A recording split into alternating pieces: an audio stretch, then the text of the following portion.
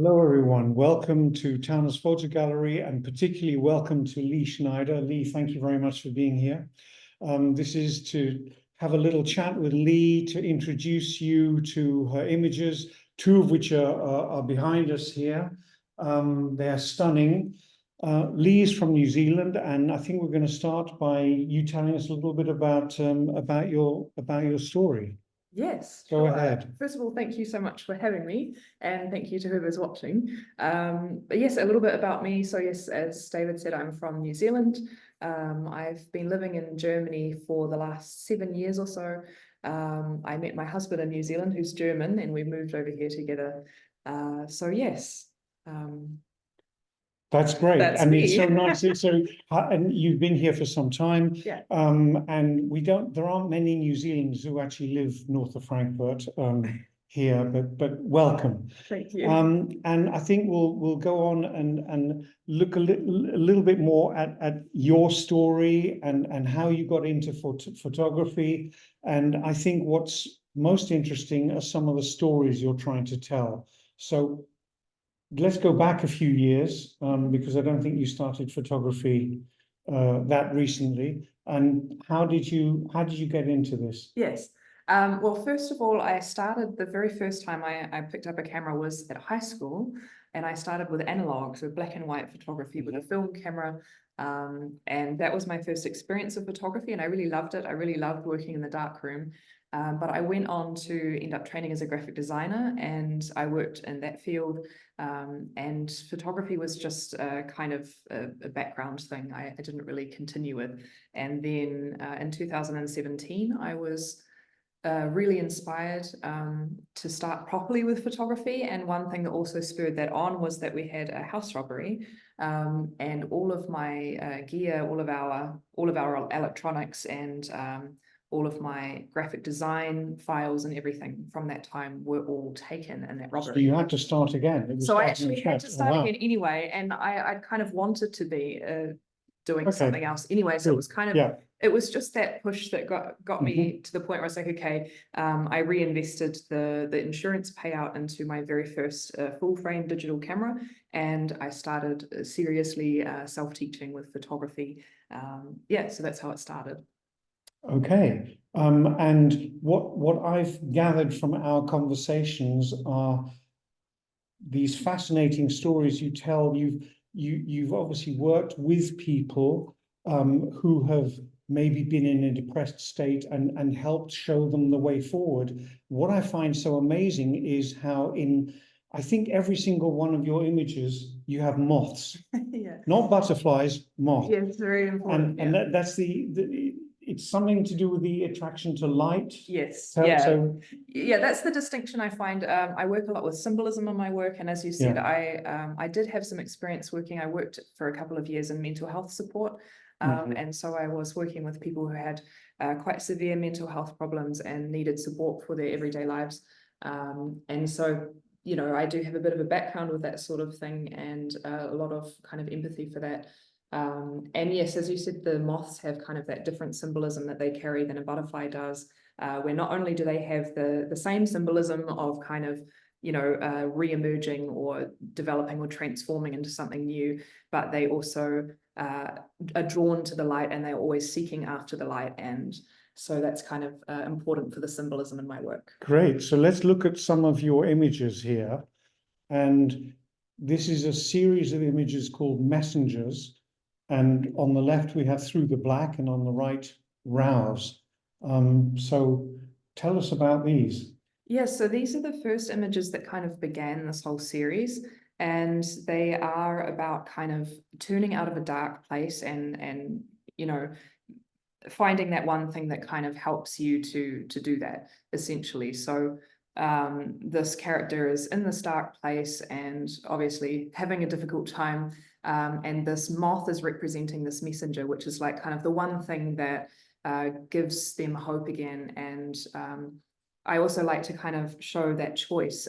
So there's a series actually of 3 images. We're seeing 2 here, but there's kind of a choice of sitting and staying in this dark place, or turning toward the light and toward the messenger and toward that hopefulness, as you can see happening in Rouse. So that's kind of the story there. Interesting.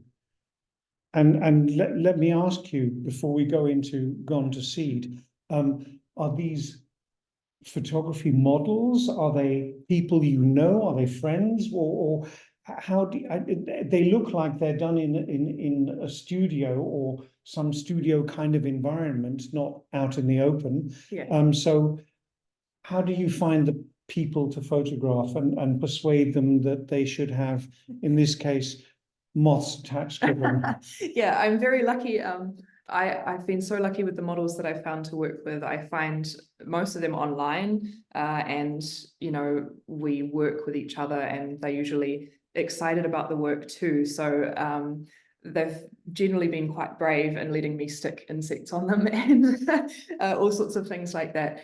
So I've been very lucky in that way. But yeah, they are models, and some of them have become friends as well. So Oh, good. yes. And I see Gone to Seed here. Presumably, when plants go to seed, they then become next year. They become a new flower or a new plant. Is that what the story you're trying to tell here? Yeah. So this image,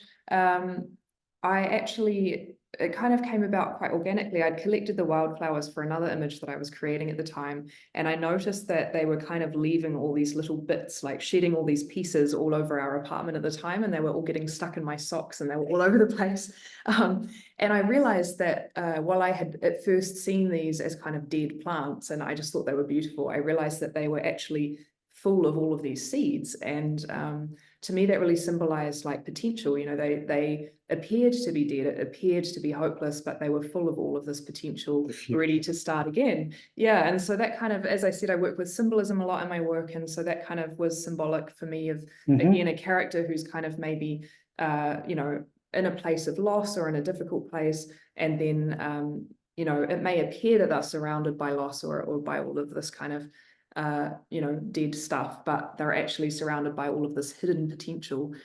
So that's and it's life great. about to spring again. Yeah. And if we stand to the side, you can see this is on the wall behind us here, and it just looks stunning. It's so much better in real life when you come into the gallery than a JPEG is. It's much better. I mean, I think that it's bigger than life size, actually. This one, I think, it's probably bigger than the model was. So it's about just to give you an impression, it's what, about 1.20 meters, 1.40 high. Frame, yeah. So the artwork's 80 by 100, and then the frame makes it obviously a bit bigger. A bit bigger. Yeah. Cool. And here, yes, here's the other one that I'll get out of the way. Pupai. Yeah.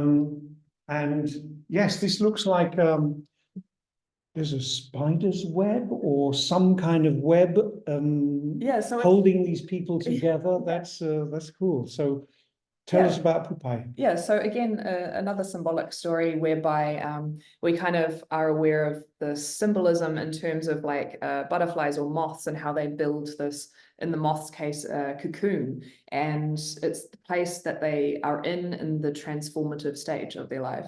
And so the concept behind this one is that we can be in this space of transformation with another person.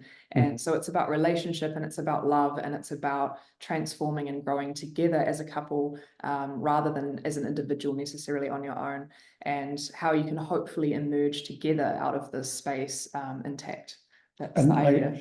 I love this huge web. That must have been an awful lot of work to actually make this photograph.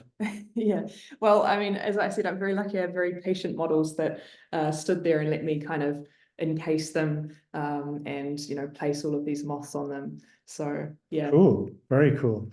And the next one we're looking at is hatchling.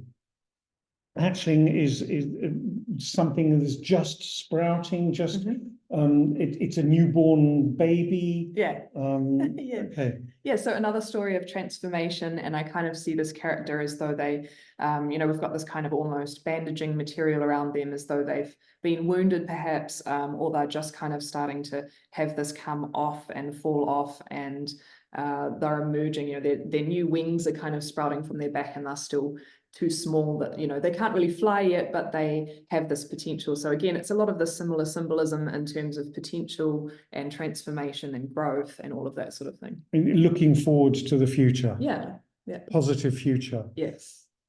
And yes, of the light 1 and of the light 2. And I love the way we also have these 2 images in the gallery on the wall, and they're just like they are here. They're both facing each other. They're 2 separate images in 2 separate frames. So it's not one image with 2 people. It's 2 separate images. Yes, they're lovely. So of the light, what are we looking at? Yeah, so again, symbolism with light and moths, only in this case, the people are containing that light. And so they have this light within them, this hope and all of this within them, and this capacity, and therefore the moths are kind of drawn to them. And that's why they're all over their faces. Wonderful. Yeah. And just the same is true of these images, of all the images. The JPEGs you see on screen are as good as we can get them, but they're nothing like as good as the real prints here on the wall. So I would hope that you all come to see the exhibition, which will be on here until the 23rd of March. So thank you so much, Leigh, for bringing your images here, letting us show them. I hope they will find lots of interest among our viewers. Yes, thank you so much. What for else can having you them here. can you add? Yeah, I mean, I will be here. I'm not sure if we were mentioning the opening. Yes, I will well, be here for the 19th and 20th of January. You'll Yes. probably be here on the 23rd of March as well when we do, Yes. and maybe we can do something in between. So Yeah.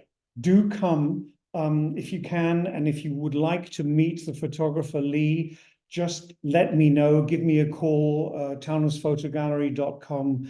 You'll find everything on the website, phone numbers, and we can arrange for Leigh to be here if you can't be here at the opening vernissage or the closing, the finissage. Yes. Is that right? Yeah. Okay, super.